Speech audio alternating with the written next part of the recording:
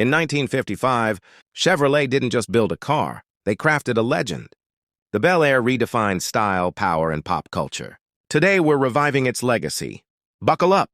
The 1955 Bel Air shattered conservative post-war designs with its Ferrari-inspired egg crate grille, sweeping chrome accents, and iconic tailfins dubbed flying wings. Its low-slung roofline, wraparound windshield, and two-tone paint options like Regal Turquoise Poly made it a rolling sculpture. Inside, power windows, Frigidaire air conditioning, and chrome-trimmed interiors set new standards for luxury.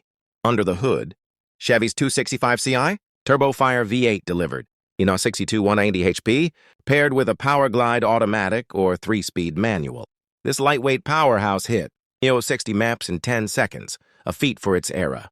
The Glide Ride suspension and tubeless tires ensured a smooth, responsive drive, outselling Ford for the first time in 35 years. The Bel Air became a symbol of 1950s Americana, starring in films like Rebel Without a Cause and American Graffiti. Ads called it the blue ribbon beauty stealing thunder from high-priced cars. Even Don McLean's American Pie immortalized it as a cultural touchstone.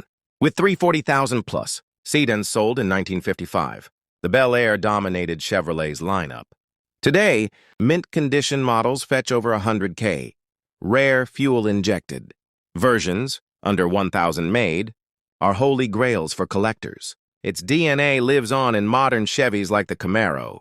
If you love this tribute to America's greatest classic, smash that subscribe button and hit the bell. Stay tuned to Speed Scout, where legends never die. Thanks for watching, and don't forget to like, share, and subscribe for more content.